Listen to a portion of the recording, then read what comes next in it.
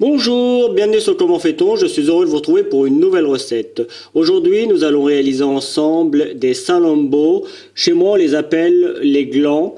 Vous allez voir, c'est de la pâte à choux avec une crème pâtissière. C'est assez simple à faire, c'est juste la forme en fait qui se différencie d'un chou classique. Comme je viens de le dire, c'est très simple à faire et c'est délicieux. Vous avez maintenant les ingrédients qui sont directement sur la vidéo, donc place à la recette. Alors, pour commencer, vous devez réaliser votre pâte à choux. Je ne vais pas la faire devant vous, je l'ai déjà fait comme vous pouvez le constater, mais vous allez la retrouver à la fin de cette vidéo. Je vous donne ma recette, il vous suffit d'aller tout à la fin et vous allez voir, vous avez plusieurs recettes. D'ailleurs, vous avez également le lien pour vous abonner et le lien qui va vous permettre d'aller sur ma chaîne commentfaiton.com où vous retrouvez toutes les recettes. Donc vous avez la recette de la pâte à choux, vous allez voir, c'est très simple à faire. En revanche, pour le dressage, c'est un petit peu plus technique, donc c'est pour ça que je vais vous montrer. Donc pour faire, et là je vais vous donner une petite explication, je vais mettre sur la définition de ma vidéo salambo ou gland. Pourquoi? Parce que dans certaines régions on appelle ça un salambo et puis chez moi on appelle ça un gland. J'ai toujours entendu, moi, depuis que je suis tout jeune, qu'on appelait ce gâteau un gland. Donc c'est comme ça. C'est comme le pain au chocolat, chez moi ça s'appelle un pain au chocolat, dans d'autres régions ça s'appelle la chocolatine. Donc après, voilà, suivant la région dont vous êtes, les gens reconnaîtront le gâteau. Donc, pour dresser ce chou, parce que finalement ça reste un chou, hein, il suffit, vous voyez, comme il a une forme particulière, un petit peu évasée à la fin pour lui donner sa forme particulière. Il suffit, on commence évidemment par prendre, à mettre la pâte à choux dans une poche, hein, ce qui paraît évident. Vous pourriez le faire à la main, mais c'est un petit peu plus compliqué. Et moi, j'ai pris une petite douille. Alors, je ne sais pas trop c'est quoi le diamètre, mais c'est assez petit. De toute façon, ça n'a pas vraiment d'importance. Le tout est d'appuyer jusqu'à ce que l'on ait suffisamment de pâte. Et là, vous voyez, j'en ai fait un. Il est peut-être un peu petit. Je vais le faire un petit peu plus gros. Donc, dans un premier temps, on appuie bien comme il faut. Et puis, une fois qu'on a atteint à peu près la taille que l'on veut, vous voyez, hop, et on vient donner un petit coup comme ça. C'est pas très compliqué, hein. Alors, la recette que je vous donne, là, moi je suis parti sur 125 ml d'eau pour faire ma pâte à choux. Il est probable que la recette que je vais vous donner, c'est plus. Là, c'est pour, je vais pouvoir faire environ 4 choux avec cette quantité. Pour moi, c'est suffisant. Après, la pâte à choux, ça ne se perd pas. Vous pouvez faire des chouquettes, vous pouvez faire plein de choses avec. Donc, si vous voulez en faire un petit peu plus, c'est pas un problème. Je vous dis également que vous devez préchauffer votre four à 180 degrés, vous devez l'entendre certainement. Donc je vous remonte une dernière fois, qu'après on va encore dire que je discute beaucoup, mais il est important de donner tous les indices. Alors vous voyez, on fait comme un chou traditionnel, et une fois que l'on a la grosseur à peu près voulue, hop, on vient de cette manière, et on finit en évasant. Allez, un petit dernier, je vais le faire de cette manière, comme ça vous allez peut-être mieux le voir. On fait un chou, et après on évase. Et on donne un petit coup comme ça. Voilà. Une fois que vous avez fait ça, alors, encore une fois, hein, plus ils sont... tout dépend de la taille que vous les voulez. Hein. Si vous les voulez un petit peu plus gros, ben, vous faites comme celui-ci. Si vous les voulez un petit peu plus petits, vous faites comme celui-ci. C'est pas plus compliqué que ça, hein. La taille idéale, j'aurais tendance à dire, c'est ces deux-là, vous voyez. Ces deux-là sont parfaits en taille. Donc, j'ai pris un œuf que j'ai battu hein, pour faire ma dorure, tout simplement. Et puis, je vais venir en badigeonner dessus. Alors, je ne vais en faire que deux, parce que le principe est le même pour tous. Voilà. Alors, il est possible hein, que les petites tiges, là, à la fin de la cuisson, elles se cassent. Mais de toute façon, c'est pas très grave. C'est juste comment dire, pour donner la forme. Donc même si elles s'en vont les petites tiges là, vous voyez, hop, ça c'est pas grave, c'est pas une catastrophe. Donc après avec ma fourchette, que je trempe également dans la dorure, de façon à ce que ça ne colle pas à la pâte, je vais juste donner un petit coup comme ça. Voilà. Voilà. Alors, maintenant, pour la cuisson, J'aurais tendance à dire que c'est entre 35 et 60 minutes. Alors c'est large, je vous l'accorde, mais ça dépend du four que vous avez. Si vous avez un four à gaz, ça risque de chauffer, de mettre un petit peu plus de temps à cuire. Et si vous avez un four à gaz, il faudra probablement ouvrir un tout petit peu votre porte pour qu'il n'y ait pas trop de buée. Si vous avez comme moi un four électrique à chaleur tournante, pas besoin d'ouvrir la porte, la vapeur s'en va naturellement. Les nouveaux fours sont faits pour ça. Et la cuisson risque d'être un petit peu plus rapide. Moi, je pars, pour les plus gros, je pars sur 40-45 minutes, il faut qu'ils soient bien secs. Mais je vous donnerai le temps exact que j'ai mis pour les cuire. Alors, la cuisson a été pour moi de 40 minutes et je les ai laissés dans un four chaud mais éteint pendant encore 30 minutes pour qu'ils sèchent bien. D'ailleurs, juste pour info, moi j'aime bien les faire la veille, comme ça je les remets dans le four et ils restent toute la nuit dans le four, un petit peu entrouvert et de cette manière ils sèchent bien. Si vous les faites directement, c'est possible de le faire le même jour, mais la pâte à choux a toujours tendance, même cuit, même bien séché, a toujours tendance à ramollir un petit peu, et surtout quand il fait humide ou en hiver où c'est toujours, il y a toujours un côté un petit peu humide. Mais de toute façon, que ce soit en hiver ou en été, ça a toujours tendance à ramollir, surtout quand c'est des grosses pièces. Donc, comme vous pouvez le voir, j'ai deux petits glands ou deux salambeaux comme vous le... Enfin, le salambeau, j'aurais plutôt tendance à dire que même le gland d'ailleurs, c'est une fois que l'ensemble est fait avec la crème et tout. Donc là, c'est la pâte à choux. Il y en a un qui est un petit peu plus gros que l'autre et vous voyez, celui-là a eu tendance à s'ouvrir un petit peu, mais c'est pas très grave puisque de toute façon, on va mettre un glaçage par-dessus. C'est le désavantage de faire peu de pâte à choux et de la faire à la main. Elle a toujours tendance à se déchirer un petit peu, mais c'est très respectable quand c'est fait à la main. J'ai repris la même douille que tout à l'heure, de façon à faire un petit trou au milieu. Et je m'en servirai à nouveau pour mettre ma crème. Vous voyez, hop, je fais un petit trou. Ça va permettre de l'ouvrir. Et c'est simplement, c'est plus facile à faire quand c'est encore un petit peu chaud que quand c'est plus sec. Donc simplement, un petit trou. Après, moi je fais un trou quand même assez conséquent. On pourrait faire quelque chose de plus petit. Vous voyez, à l'intérieur c'est creux. C'est vraiment, c'est que de l'air. Il n'y a quasiment rien. C'est pour ça qu'on peut mettre pas mal de crème. Voilà. Donc là, je vais les laisser moi bien refroidir et comme je vous l'ai dit, je les fais la veille, donc pour moi c'est la veille. Mais pour vous, je vais vous retrouver dans quelques secondes pour faire la crème pâtissière. Allez, on va réaliser rapidement la crème pâtissière. J'ai mis mon lait à chauffer, mais à feu très doux, le temps qu'on prépare le reste. Et on mélange, je vous montre comme ça, vous voyez, j'ai mon petit fouet. Et je mélange régulièrement pour éviter que le lait n'accroche. Le lait a toujours tendance à accrocher un petit peu, c'est assez classique. Dans un saladier, on va mettre les œufs entiers. Alors moi j'utilise des œufs entiers pour faire ma crème pâtissière. Et on va y rajouter le sucre. On mélange les deux jusqu'à ce que l'ensemble commence à monter un petit peu et à blanchir. Alors ça prend quelques minutes, vous voyez, il faut que ce soit comme ça. Je vais rajouter maintenant ma farine ainsi que ma maïzena. Je fais un petit mélange des deux parce que je trouve qu'avec les deux, la structure est meilleure. Voilà. Après, si vous n'avez que de la farine ou que de la maïzena, ça marchera aussi. Vous mettez la même quantité, ça marchera. Et on vient mélanger tout ça. Je mets plus de maïzena d'ailleurs que de farine. Ça évite les grumeaux. Et on a une crème qui est un petit peu plus souple. Voilà, hop. On va attendre que le lait arrive à ébullition et on va pouvoir mélanger le reste. Alors, j'ai fait 500 ml de crème, je vais vous marquer ça sur la recette. Il y en aura un petit peu trop pour deux gâteaux, deux glands ou deux salambeaux comme vous préférez. Mais c'est compliqué après de faire moins. Mon lait arrive presque à ébullition, vous voyez, hop. On va pouvoir le transvaser dans la préparation.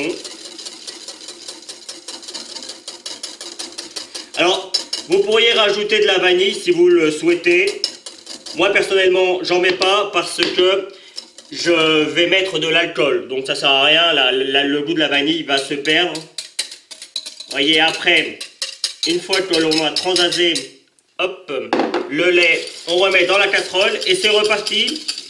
Là, on va laisser cuire pendant, allez, 2-3 minutes à partir du moment où il y a ébullition. Donc là, je vais mettre un tout petit peu plus vite. Voilà, vous voyez là, vous avez vu la petite bulle. Et bien à partir de ce moment-là, c'est parti pour 3 minutes et on mélange tout le temps. Voilà, là c'est parti. Si vous arrêtez de mélanger, ça va cuire, ça risque d'attacher et la crème va avoir le goût de cramer, donc c'est pas bon. Et le fait de bien la cuire, vous voyez là, il y a une belle ébullition. Le fait de bien la cuire, c'est important parce que ça tue tous les germes. Donc 2-3 minutes et on mélange régulièrement. Allez, à vous de jouer. Ma crème est maintenant bien cuite. On peut le voir parce que même éteint, bon la plaque est encore chaude mais ça fait encore des petites bulles. Et ma petite touche à moi, je vais rajouter du beurre pour donner un petit peu de goût et pour faire que la crème soit encore un petit peu plus onctueuse. Alors le beurre c'est facultatif, hein, c'est si vous le souhaitez, mais franchement c'est pas mal hein, quand même. Hein. Donc vous avez compris le principe, on met le beurre et hop, on mélange. J'ai transvasé ma crème dans un grand saladier afin que celle-ci refroidisse le plus rapidement possible. Si vous avez un plat à four, vous savez qui va dans le four, les plats en verre par exemple, rectangle, là c'est parfait. Plus ce sera, moins la crème sera épaisse, voilà je vais y arriver, et plus elle va refroidir rapidement. Alors là ça va parce que chez moi là on est en hiver et du coup il fait un peu frais là où je travaille, donc du coup elle va refroidir assez vite.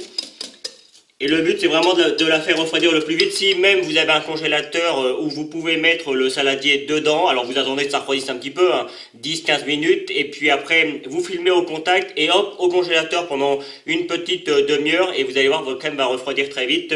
Ça permet de monter très haut en température pour tuer les germes et de redescendre très vite pour éviter justement que s'il n'en restait, que ça se développe. Donc voilà. Voilà ce qu'on appelle filmer au contact. On prend du papier film alimentaire et puis on vient poser le papier film sur la crème. C'est pour éviter qu'elle croûte quand on va la mettre au frigo ou au congélateur. Vous voyez, s'il y a des petites bulles, on n'hésite pas à aller à appuyer pour, quitte à redonner un petit coup comme ça, vous voyez, pour enlever l'air. Voilà, là c'est bien. Hop, alors pour moi ça va être 10-15 minutes au congélateur et parce qu'elle est quasiment froide et puis après je la mets au frigo pendant une bonne heure. Il faut qu'elle soit bien ferme avant de pouvoir l'utiliser.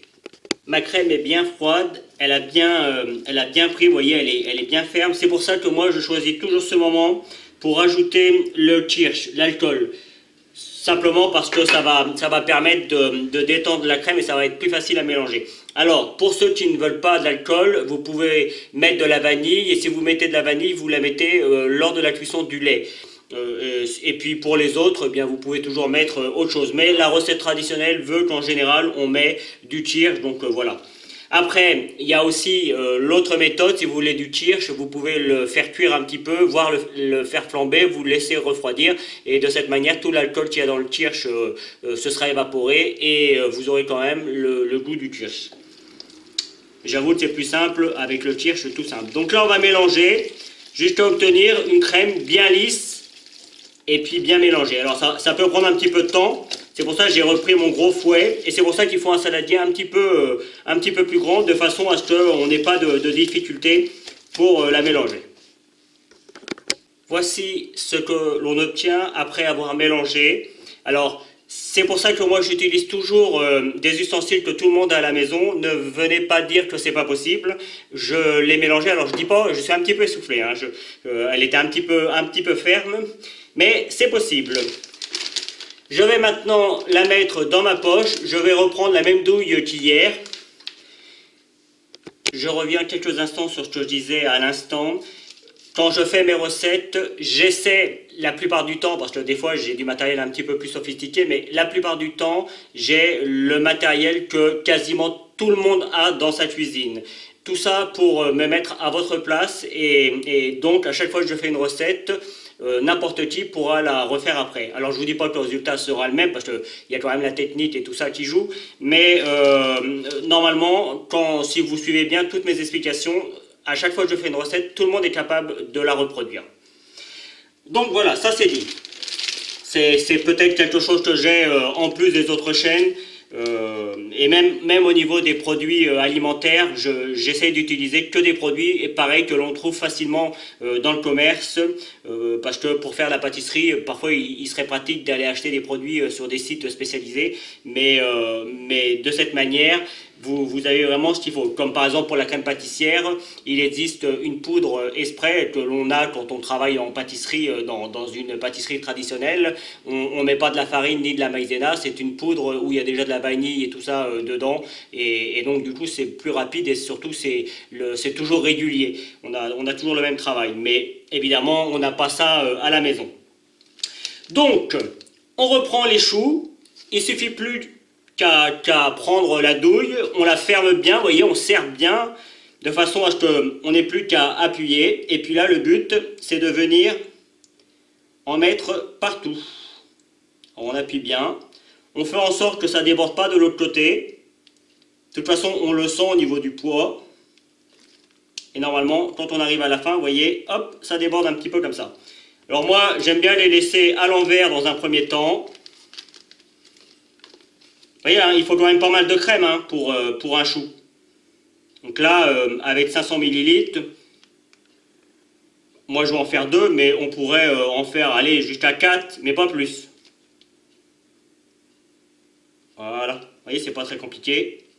Et avec le surplus, on prend un petit récipient et on vient gratter la crème qu'il y a en surplus de façon à ce que ce soit bien propre. Mais je vais le faire après.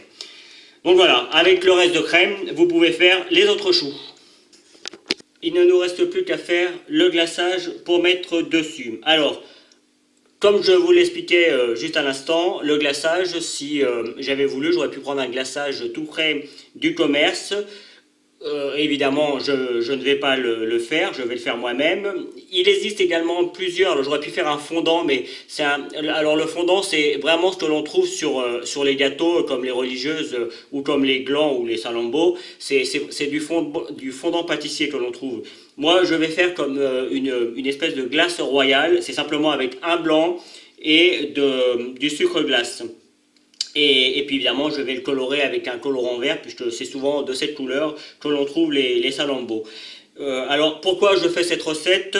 Parce qu'elle ressemble un petit peu, elle est assez proche du fondant pâtissier et puis surtout elle est très simple à réaliser. Donc il suffit de prendre la quantité de blanc que je vais vous donner et puis après par contre le sucre glace on peut en mettre plus ou moins suivant la consistance que vous voulez. Donc au début, vous voyez, hein, vous vous dites, oh là là, il y a beaucoup de sucre, il va y en avoir bien trop, mais en fait, vous allez voir, le blanc va incorporer, et ça se trouve, j'en aurai même pas assez. Donc là, c'est parti. Je vais mélanger maintenant, vous voyez, juste pour vous donner une idée. Voilà, ça c'est la première étape, j'en ai déjà mis pas mal, et pourtant, vous voyez, c'est tout granuleux, c'est pas du tout ce que l'on recherche. Donc, je recommence. Et j'en mélange jusqu'à obtenir la bonne consistance. J'ai trouvé la bonne consistance, vous voyez, elle est un petit peu épaisse, mais elle coule quand même. Rappelez-vous qu'il faut encore que l'on rajoute du colorant. Alors c'est peut-être la partie la moins bien de la recette, j'aurais tendance à dire. Celui-là est déjà entamé, donc on va prendre celui-là. Le colorant vert, le colorant rouge, il faut faire attention quand on a des enfants parce qu'il n'est pas très recommandé. Mais le colorant vert en général, il y a peu de risques. Alors là, pour la couleur, on en met plus ou moins. Tout dépend de si vous les voulez très foncés ou si vous les voulez juste que ce soit vert, quoi. Donc c'est parti.